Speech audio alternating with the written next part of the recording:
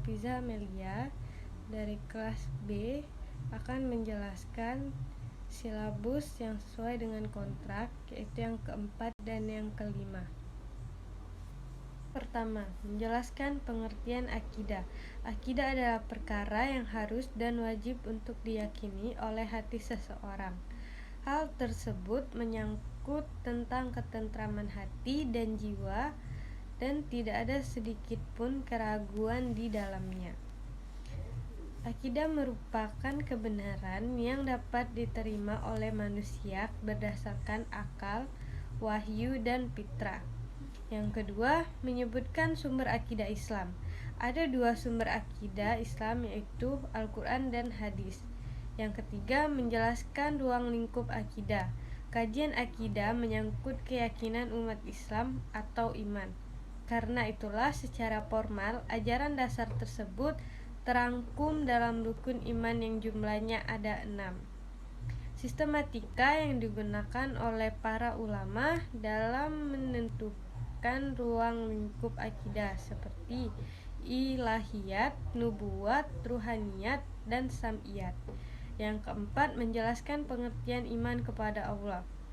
Iman kepada Allah Subhanahu wa Ta'ala merupakan asas dan pokok akan adanya keimanan kepada kitab-kitabnya, yaitu keyakinan yang pasti bahwa Allah Subhanahu wa Ta'ala adalah Rabb dan pemilik segala sesuatu.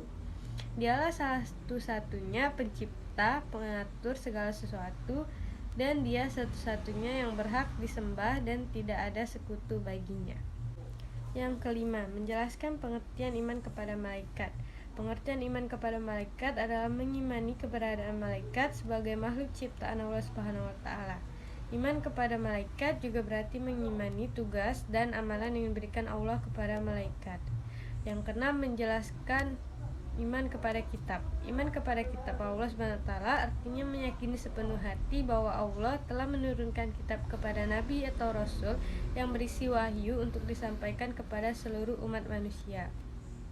Yang ke-7, menjelaskan iman kepada Rasul. Iman kepada Rasul berarti meyakini bahwa Rasul itu benar-benar utusan Allah Subhanahu wa Ta'ala yang ditugaskan untuk membimbing umatnya ke jalan yang benar agar selamat di dunia dan akhirat. Manusia pilihan yang diberi wahyu oleh Allah untuk dirinya sendiri dan tidak mempunyai kewajiban untuk menyampaikan kepada umatnya. 8. Menjelaskan iman kepada hari akhir. Ketika kiamat tiba, bumi akan hancur, semua makhluk mati, lalu Allah menghidupkan kembali manusia di dalam kubur. Iman kepada hari kiamat adalah percaya atau meyakini bahwa seluruh alam termasuk dunia dan seisinya akan mengalami kehancuran. Hari akhir ditandai dengan ditiupnya trompet malaikat Israfil. 9. Menjelaskan pengertian iman kepada takdir, qada, dan qadar. Iman kepada qada dan qadar yaitu percaya dengan sepenuh hati bahwa Allah Subhanahu wa Ta'ala telah menentukan segala sesuatu yang akan terjadi pada makhluknya. Setiap manusia telah diciptakan dengan ketentuan-ketentuan dan telah diatur nasibnya sejak zaman azali. Meski ada takdir Allah Subhanahu wa Ta'ala, bukan berarti kita sebagai manusia bermalas-malas menunggu nasib tanpa berusaha atau berikhtiar. Karena sebuah keberhasilan tidak akan tercapai tanpa adanya sebuah usaha. Silabus yang kelima, yang pertama yaitu menjelaskan tentang mencintai Allah lebih dari segalanya. Kenapa kita banyak lalai untuk mencintai Allah di atas segalanya? Padahal Allah adalah kesempurnaan yang abadi dan semua yang disebutkan itu milik Allah. Sebab hanya Allah yang menciptakan dan menetapkan. Dalam Risatul Mu'amanah, beliau menuliskan hendaknya engkau melebihkan cintamu kepada Allah dari yang lainnya.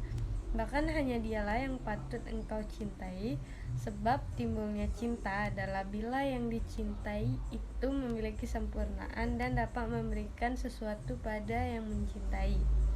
Yang kedua, menjelaskan tentang jika menyebut nama Allah bergetar hatinya. Kita sebagai hamba Allah harus yakin bahwa Allah lah yang menciptakan manusia. Dia adalah sang pencipta. Selain menciptakan manusia, alam semesta, dan makhluk hidup lainnya, Allah juga sang pengatur. Maka dari itu, seorang manusia tidak sekedar diciptakan saja, namun dia juga harus taat kepada aturan Allah. Kita diperintahkan untuk beriman kepada Allah. Jika kita beriman, tentu kita akan taat dan tunduk kepada Allah, menjalankan semua perintah Allah dan menjauhi larangannya. Jadi wajar jika ketika kita menyebut nama Allah atau ketika kita banyak membaca Al-Quran untuk mengingat Allah, maka bergetar hatinya.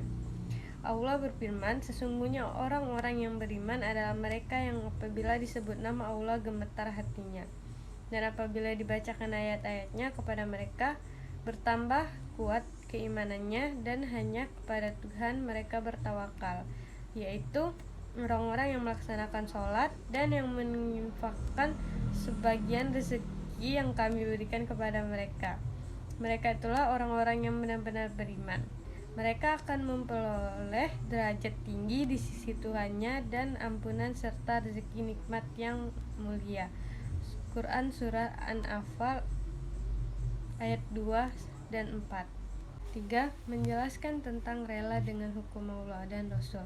Ridho dengan hukum Allah Ta'ala sebagai pencipta manusia, sangat menyayangi mereka. Dialah Ar-Rahman Ar-Rahim, dan diantara bentuk kasih sayangnya adalah menurunkan syariat supaya manusia mendapatkan kebahagiaan dan terhindar dari kesusahan dunia dan akhirat. Yang keempat, menjelaskan tentang melaksanakan ajaran Islam secara totalitas. Allah Subhanahu wa Ta'ala telah memerintahkan kepada kita untuk menjalankan syariat Islam secara kafah atau totalitas, bukan setengah-setengah, bukan dengan menjalankan sebagian yang kita senangi dan mencapakan sebagian yang tidak kita senangi. Karena sejatinya landasan pelaksanaan syariat bukanlah senang atau tidak senang, bukan pula suka atau tidak suka, melainkan semata-mata karena kewajiban kita untuk terikat dengan segenap aturan Allah Subhanahu wa Ta'ala dan berharap ridhonya. Kelima, menjelaskan istiqomah dalam keislamannya sampai akhir hayat. Kehidupan yang dijalani manusia di dunia dan hakikatnya hanyalah ujian yang menuju alam yang menjelas kekal, yaitu akhirat.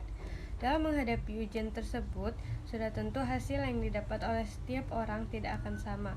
Ada yang meninggal dalam keadaan baik dan penuh keimanan, yaitu husnul khatimah. Ada pula yang tutup usia dalam keadaan buruk, su'ul khatimah. Seseorang yang selama hidupnya mengaku mukmin pun belum tentu akan meninggal dalam keadaan beriman. Karena itulah, sebagai muslim, kita dituntut untuk menjalani ujian kehidupan di dunia dengan penuh kesabaran dan istiqomah. Di samping itu, kita harus selalu meminta kepada Allah Subhanahu wa Ta'ala agar diberikannya petunjuk jalan yang lurus. Yang keenam, menjelaskan tentang menghindari perbuatan yang menjurus ke syirik. Syirik adalah sebutan bagi perbuatan menyekutukan Allah Subhanahu wa Ta'ala.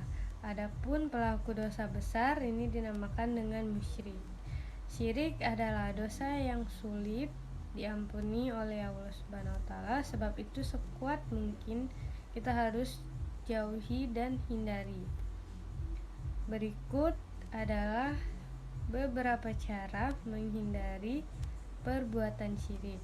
Yang pertama, menghayati dengan baik bahwa tiada daya upaya selain dari Allah Subhanahu wa Ta'ala.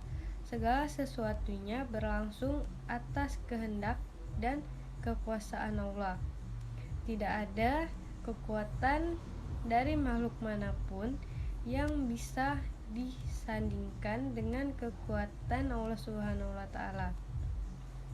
Yang kedua, melaksanakan ibadah sholat dengan baik dan benar, sebab ibadah ini mencegah seseorang berperilaku keji dan mungkar.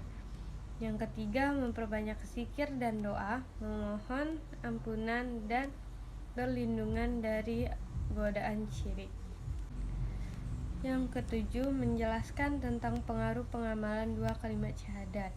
Beberapa dampak dari dua kalimat syahadat yaitu memperoleh ketenangan menjalani kehidupan tanpa pengaruh oleh sesuatu situasi dan kondisi bagaimanapun. Orang-orang yang beriman dan hati mereka menjadi tentram dengan mengingat Allah Subhanahu wa Ta'ala. Quran Surat Ar-Rod ayat 28. Memotivasi seseorang untuk hidup selalu optimis dengan bimbingan hidayah Allah, hidup yang penuh berkah yang dirasakan oleh mereka yang mengamalkan dengan sebaik-baiknya kalimat syahadat. Yang kedelapan, menjelaskan tentang pengaruh pengamalan dua kalimat syahadat terhadap akal. Jika kita selalu mengamalkan dua kalimat syahadat, maka pikiran kita akan terasa lebih tentram dan jernih. Maka akal kita pun akan berjalan dengan sehat. Yang terakhir atau kesembilan, menjelaskan tentang pengaruh pengamalan dua kalimat syahadat terhadap jasad. Jaminan masuk surga membaca kalimat syahadat dapat membawa kita menjadi penghuni surga, sesuai dengan sabda Rasulullah SAW. Barang siapa yang akhir perkataannya sebelum meninggal dunia adalah la ilaha illallah, maka dia akan masuk surga. Hadis riwayat Abu Daud. Baiklah, itu saja yang dapat saya sampaikan mengenai silabus yang keempat dan yang kelima. Bila ada salah kata, saya mohon maaf, dan bila ada yang kurang, saya juga mohon maaf. Saya akhiri wabillahi taufiq wal hidayah. Wassalamualaikum warahmatullahi wabarakatuh.